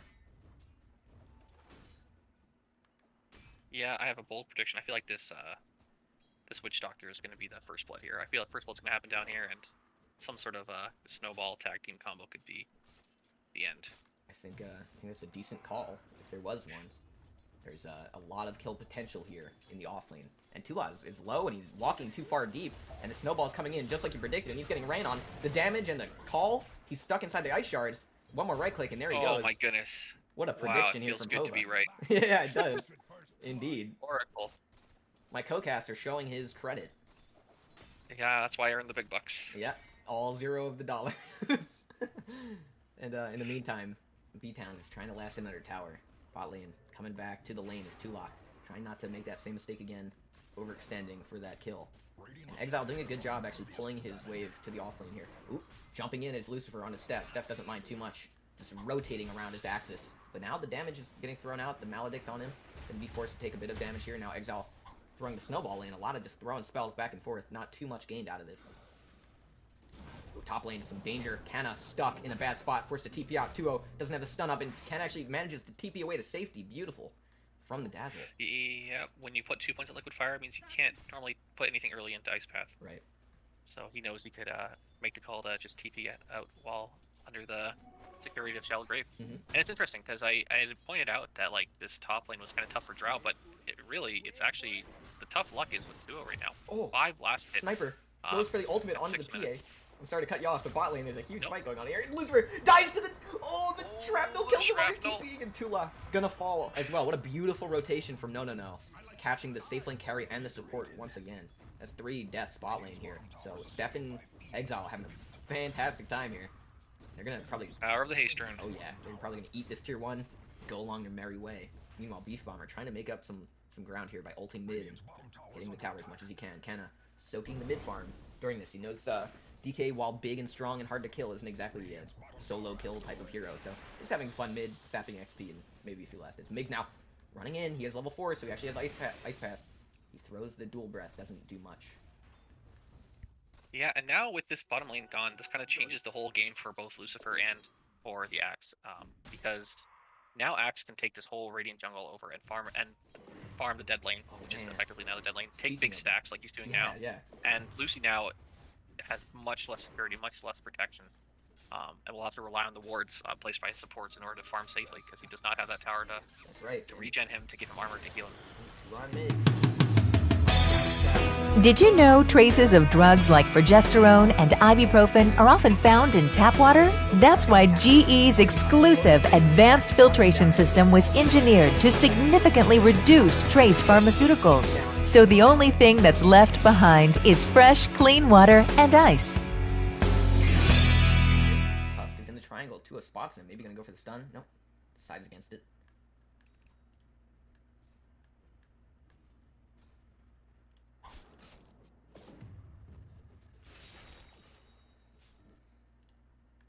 I mean, this is what Axe really wants. Like an open lane to farm.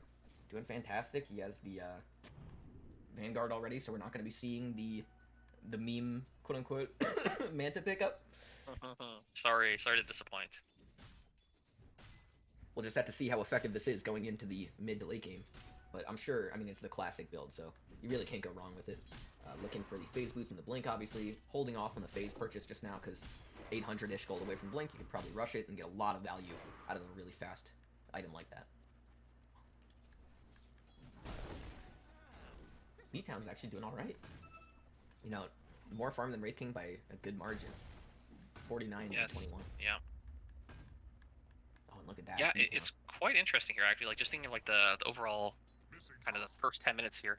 Mhm. We really were thinking that Slarknado would have a really good kind of go down their typical sort of mode of grouping up, getting early items, pushing down towers. But it's actually been Dire team that has actually done exactly that. Yeah. It's they haven't had to group up much, but a good rotation led to an early tower, and now they're the ones who get to slow and farm and play their game, Right. which They're dictating and the play pace. their tempo, which is not how Slarknado want to be playing this game. Right, speaking of that, they're trying to maybe make a play mid here. They're dedicating 4 heroes here. They have Tuo and Migs coming in now, so Beef Bomber getting all the help he needs to aggressively push this mid tower. Still, Sniper doing work. Just one shrapnel charge is all it takes to dissuade this push.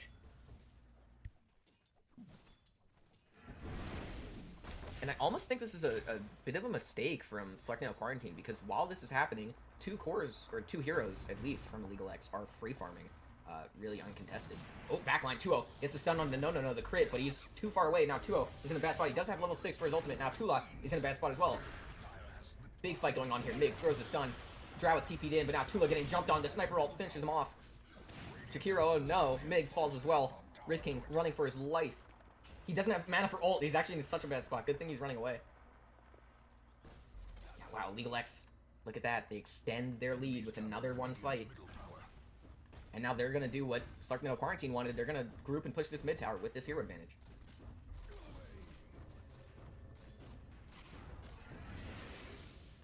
Big spells from the backline. Ooh, catches the jump from the axe with the ice path just in time. Radiant structures are fortified. Feels that Slarknado is having significant damage, lack of damage Yeah. issue right now. Like, obviously, Phantom Assassin, once she's farmed, once she gets a couple of items like a Desolator, she can really be that damage dealer. But as of right now, with Wraith King being behind, they really don't have that any sort of burst whatsoever for the enemy heroes, and so it's gonna be a significant problem. I think that'll get worse before it gets better here. I think you're right, because right now in this meta, the mid game is very important, and you can snowball very easily with just a few one fights. And in the early game, if you're winning these lanes, that gives you a lot more tools to work with in those fights. So already things are stacking against Slarknado Quarantine, and if you're IllegalX, you got to keep this up, stay safe, stay healthy, and stay farming, and that's what Drow's up to right now. B-Town has the Dragon Lance. He's looking for a Falcon Blade, actually, probably for the mana regen to keep the multi-shots coming. And then pretty standard from there on, looks like the Manta pickup.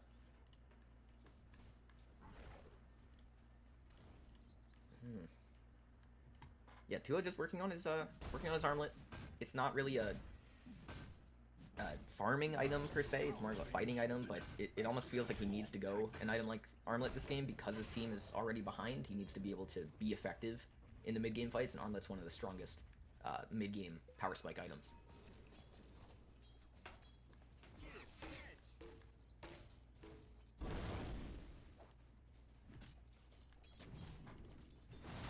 Exile getting jumped on by 2-0 and Migs here in the top lane, uses Snowball to save himself a bit of time, and now he's going to run away. Does use the shards, a very nice shard usage to cut the fight in half. Running into the trees now. Maybe should have kept running into tier 2, but is actually not getting focused. 2-0's like, screw it, it's going to take tower. Whatever. And yeah, Exile's just TPing out, doesn't feel safe, goes mid, and 2-0 picks up that tower. Nice job. Yeah, and with them rotating, they can definitely commit resources to get this mid tower, and you'll trade that top tier one for this mid tier one. Speaking of mid, the fight breaks out, and Wraith King actually gets caught in the axe call right after the TP. Now, Exile's super low, but gets out. Kenna saves him just barely. 2-0 in a world of hurt here. His ult pops, Migs low, getting tapped by the AoE, and now Wraith King just too extended, no escape, and falls to the Drow, right clicks, and Sniper actually gets the kill. And speaking of Maelstroms, in the, before the game started, we were saying like who can get their good mid-game items first. Sniper already has the Maelstrom up, and actually Dragon Knight does too, but 2 levels down. Sniper's already about to get that D-Lance up, so the ranged cores are looking good so far for IllegalX.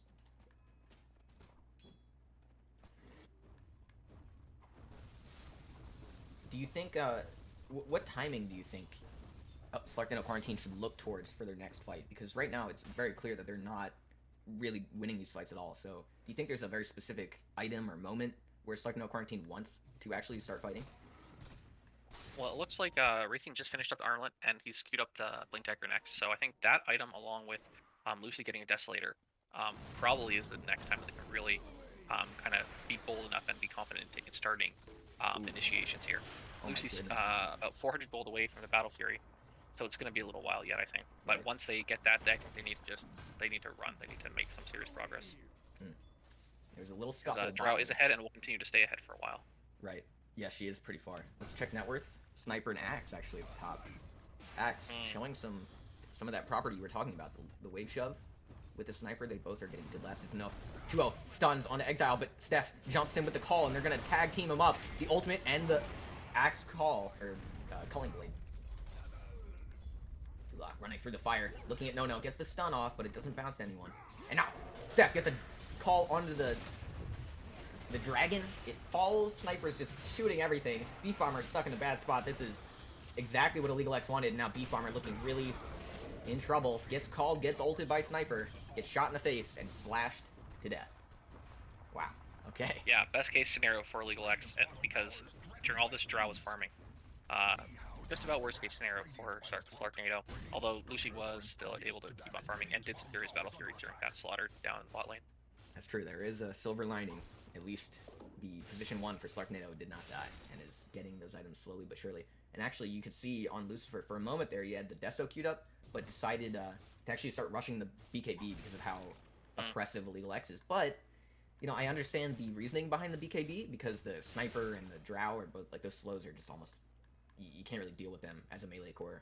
But there is an Axe to sort of, like, stop that BKB from being as useful as you'd want it to be, because you can just pierce it with his call. So, a tough decision to make, but one that Lucifer is going to make here, looking at that BKB. Dire's top tower is under attack.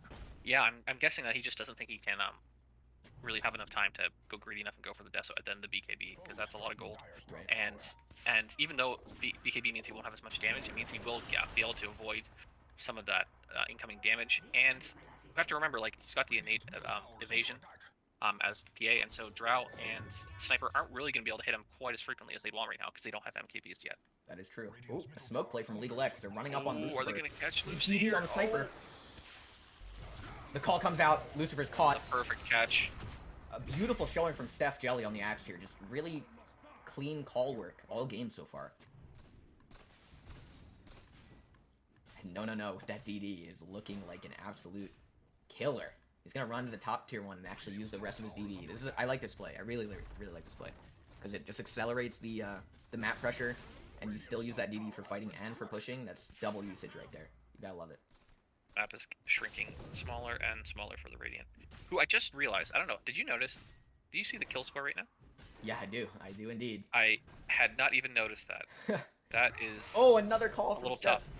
Sorry to cut you off, but you know who else is getting cut off is Migs. His head got cut off.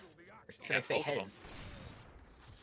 And now 2-0 is actually shown to be spotted out by the Sniper, who throws a random ult out. It's such a low cooldown, 15 seconds. Ugh. Disgusting.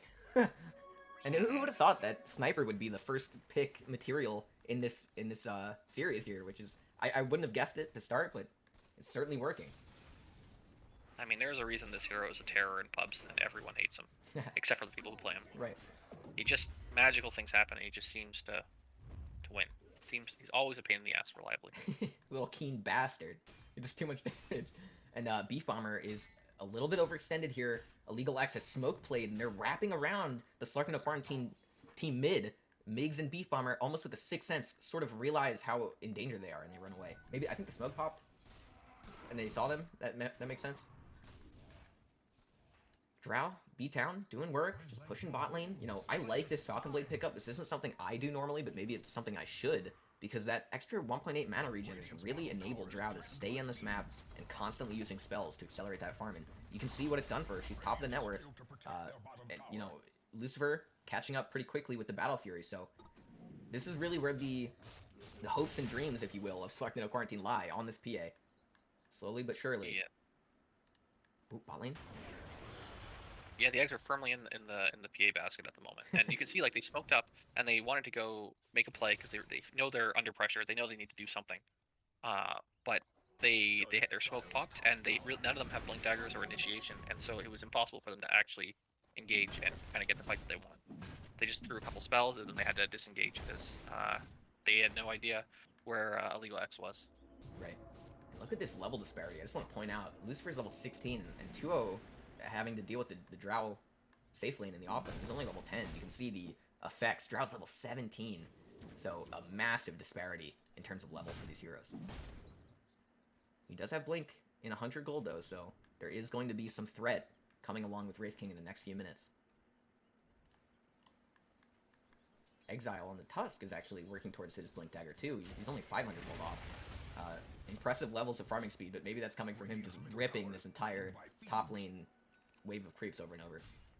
And I gotta say, Pova, I really like IllegalX's positioning in this game so far. They've taken over the triangle for minutes now, and it's really lowering the ability of PA to accelerate like she needs to. Yeah, exactly. Like, the more they close off the map, the more risky farming patterns that Lucy has to take. So, and that can lead them to getting picked off like we saw earlier in the mid lane. So, it's, yeah, like you said, it's a good call from IllegalX. They know they need to keep up the pressure. So, aggression in the triangle now. Damage on the Wraith King from the Drow. B-Town just laying into him. Gonna pop that first life, but Lucifer actually comes in, and with Tula's help, gets the kill on VX. And now, this is looking bad for IllegalX. They're finally losing heroes here. Kana trying to TP out. There's so much going on. Actually finds the TP. Wow. And B-Town in a world of trouble, but a big damage here with her E. And now Tula's following up. Lucifer comes in to clean up. A beautiful fight for Slarknado. Would you look at that? And, yeah, you know why that went so poorly? Why? Sniper wasn't there. You're right. That's almost certainly why it didn't go well. All that. And farm. I did also notice, like they initially caught the Wraith King right here on the left side of the triangle, but then Axe got a little bit greedy and decided to go for the 2-hero call and go further deep in without knowing exactly who all was there, and that's where he got bursted down by Witch Doctor. So if they wanted to play it safer, they could have just settled for a Wraith King. But they got a little bit of an overextension there by IllegalX. Right. You have to think that Axe maybe was in their head thinking like, oh, we have everyone here, we should go deep and fight. And Axe has been hitting such incredible calls that when you're doing that all game, it almost gives you the extra confidence to go for some crazy calls, and maybe that's what did him in there. Sniper picks up I think it's a BKB coming. Axe has his BKB and Blink on Tusk, so a lot of items coming out. Lucifer from that one team fight has actually gained a ton of net worth and is actually top of the net worth in B-Town, showing with his 4 heroes bot lane here. Could be a scuffle happening soon. Oh, I like scuffles. A little, there's a lot of words for fights. Although, I almost think it's smarter for Lucifer to do what he's doing right now, because even though he does have the BKB, and in theory, like, you just want to fight, like, oh, we could go aggressive right now, we just gain back a little bit of momentum, something that carry players, when the better a carry player is, the more they realize, like, there are times to keep momentum rolling in terms of kills, but you can also do the same thing by farming, and Lucifer knows that this Deso that he's trying to build right now is so important to his burst DPS, and he's just going to be content farming around the map. With that one team fight, it opens up their triangle and actually the enemy jungle now, where they're farming. So, good stuff from Slarknado Quarantine to find that one team fight, and are actually pushing off of it and gaining more ground back. 2 TPs from IllegalX to stop this top push. Steph Jelly looks like a kid in a candy shop with all these crates. But Lucifer and Migs, they're staying in, and Migs, beautiful stun to start off. Beef Farmer is going to trail it in.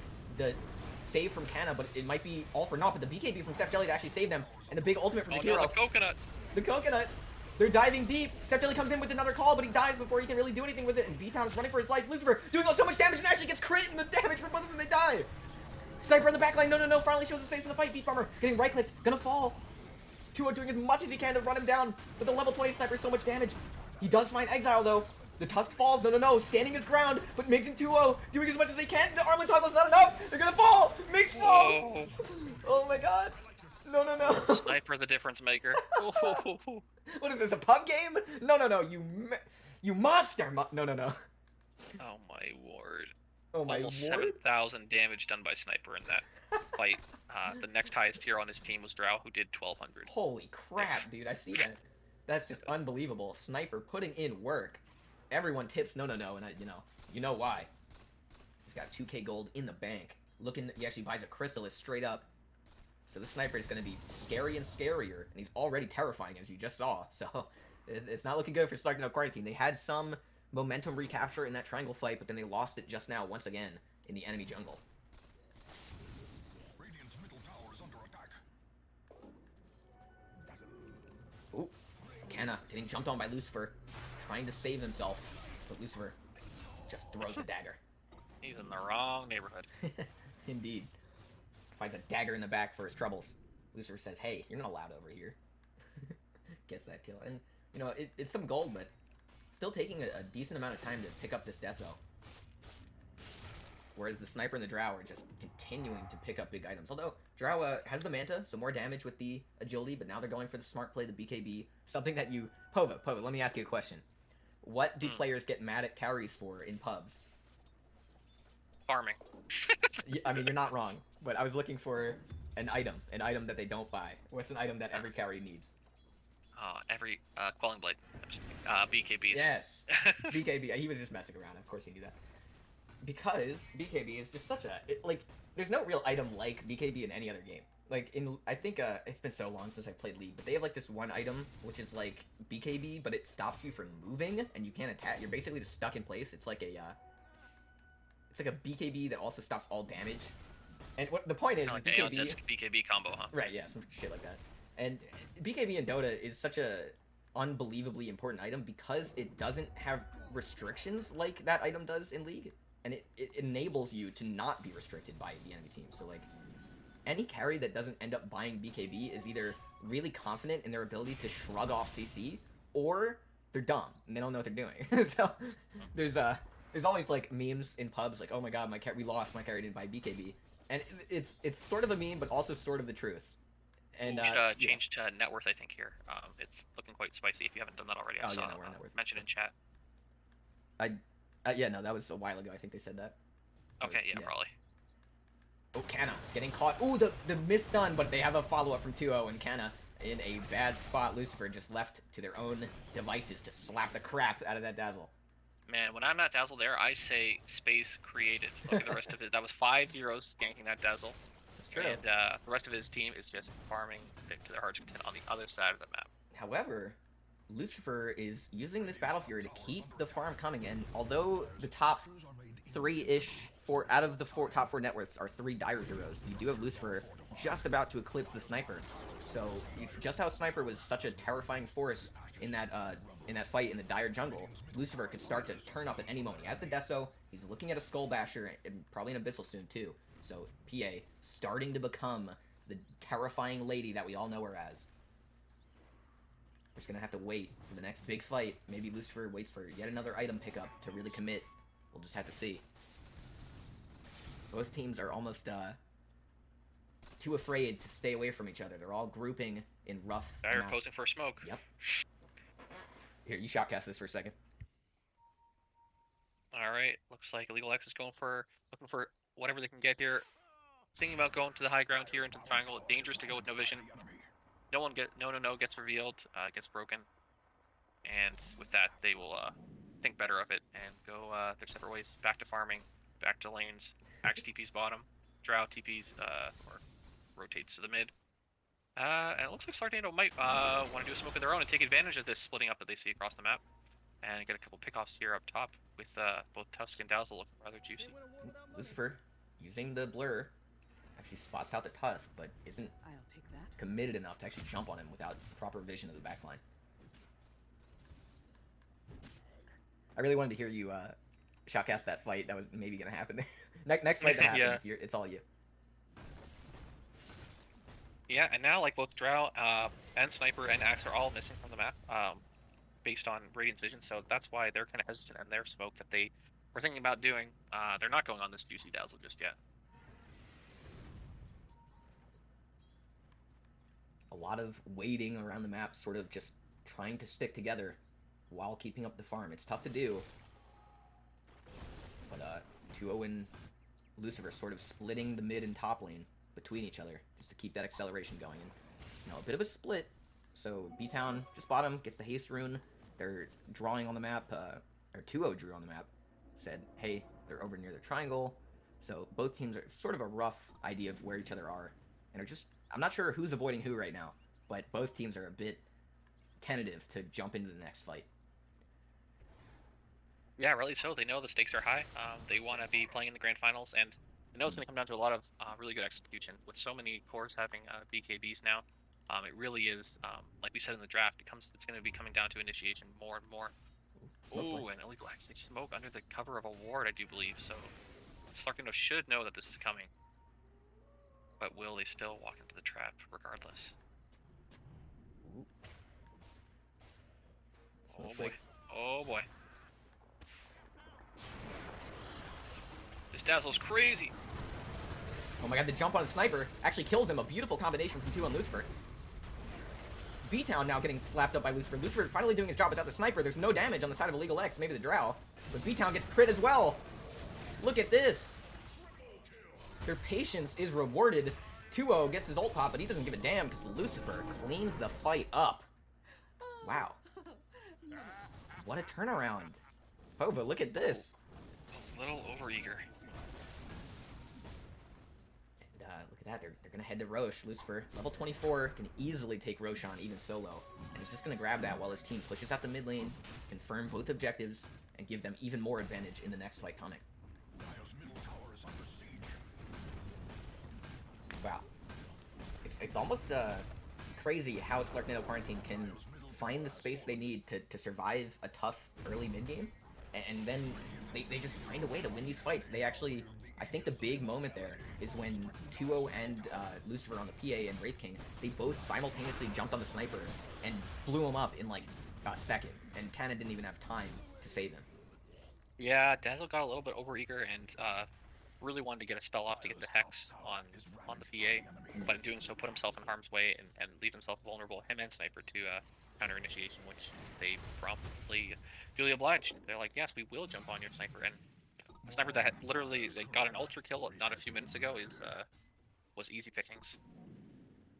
Crazy how things can change so fast. This is Dota in a nutshell. You gotta say it like Mars, you know? This is Dota! I don't want to like yell on stream like fucking. Alright, bot lane. We do have Migs and Lucifer. Oh, uh-oh. Okay, no, Exile. Noticed the danger that his snowball was rolling into and instantly blinks away. Good play by him to not get caught there. But Migs and Lucifer, the tower damage is immense. And that tier 2 falls in the blink of an eye. Tier 3 is being looked upon like a snack. What will IllegalX do? How do they defend here? Or does, I mean, they have Aegis, right, on Lucifer? Yep. Oh man, and he's also, 3 minutes or so. if you look at his item that he's looking at a Satanic soon, and a Spell Prism picked up on the side of Slarknado Quarantine. I think that's going to Tula, maybe? On the Witch Doctor, maybe the Wraith King to give him even more reincarnation possibilities? Who knows? Oh, is it on Dragonite for his ult? That checks out. Okay, 86 seconds now for the Dragonite ultimate, Elder Dragon 4. Slarknado Quarantine are really feeling themselves. They have DD on PA, who's level 25. She has a triple stifling dagger. She who was there? Exile was there outside the base. I didn't even see him there. He died before I could even see him die. And now 2-0 with this aggression is actually going up high ground. B-Town is punishing him for it. Lucifer with the DD and the 2.5 minutes on Aegis feels free to push up high ground. Goes on. Oh no, Canna gets caught, but actually so much damage here from No and B-Town actually popped the Aegis of PA. Canna in a bad spot, and Beef Bomber trying to save Lucifer from most of that damage. Now B-Town getting jumped on. A lot of damage. Exile stops them in their tracks. B-Town gets saved by Canna on the back line. And the Aegis coming back from 2-0 for the ultimate. The PA dead. Lucifer actually dies in this fight. IllegalX does a fantastic job defending this, and Slarknado Quarantine's gonna have to run away. Migs might die. Close. Gets ulted. 100, 200 health. Oh, Steph Jelly once follow-up. Migs sticks around too long, gets the stun. Maybe enough to live, but there's 8 seconds on Blink, and Migs is in a bad spot. Oh no, Migs. Run, Dragon around. He's gonna get ulted. Oh, no.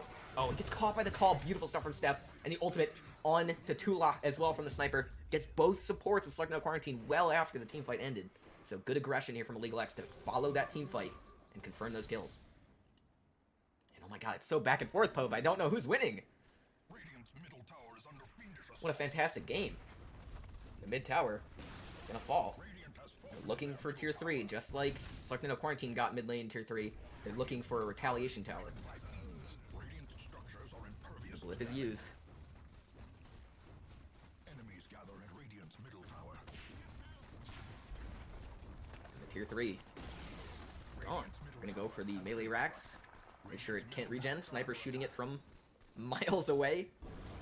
But now all the Slarknado Quarantine heroes are back up, so big danger here for the sniper. And oh, 2-0, looking to blink on, but no, gets away with the Force Staff of Hurricane Pike.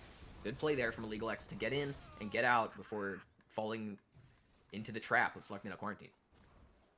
Oh, sniper though, still sticking around mid. 2-0 actually spots him. and is chasing him on foot. The blink out, but no, dips into the trees, just juking him out of vision. And nice stuff from no to have the awareness to get out of there.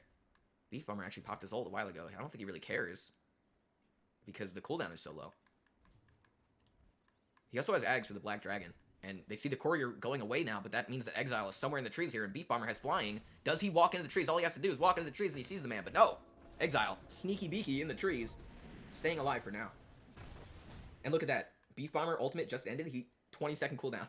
The rest of it. So he almost has, like, close to, like, 90% uptime on this spell, which is crazy good for Dragonite.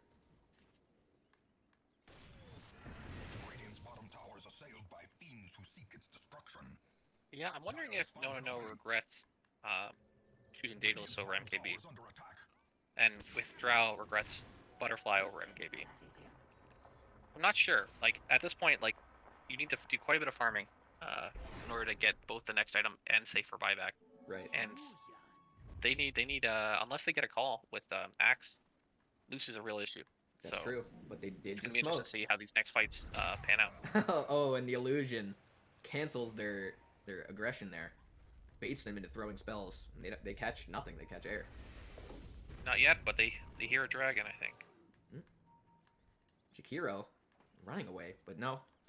IllegalX, they don't keep chasing. They know that that smoke was not successful. We'll try again later.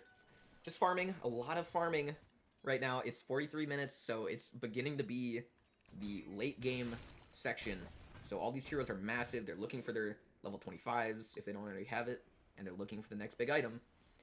And we're seeing PA is really close to actually picking up the Satanic. Maybe saving for buyback as well, just in case. Yeah, we're getting into the dangerous territory where Blink and heroes just disappeared at PA. And that's really, unless you're Axe, Right. you are susceptible. And so really gotta be all about positioning. Sniper's all about positioning. Drill's all about positioning. So they've gotta stay clear and they've gotta stay away from vision and reset the damage before they get jumped on. Uh-oh. Lucifer throws the Ooh, dagger at yes. Cannon, but sees the sniper, so it doesn't jump. Dire's top tower B-Town is actually keeping back. They get the bottom tier 3, but so does 2-0 get the top tier 3. barracks is being destroyed. A lot of And now, trading here.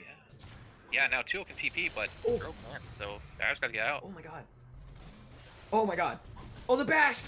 The bash catches no out of the TP. And now he's dead. Oh, and a big ultimate from Tula. The Death Lord is doing so much damage, it doesn't matter how tanky you are. He's got the Maledict and Exile falls as well. And now Canna, his cores have died and he needs to run away, but the Basher, oh, it doesn't connect. Canna barely escapes. Thank god, at least one person survived. Oh wow, Canna has an Ags.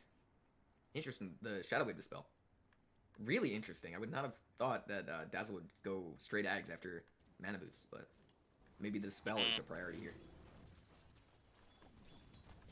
Uh-oh, B-Town.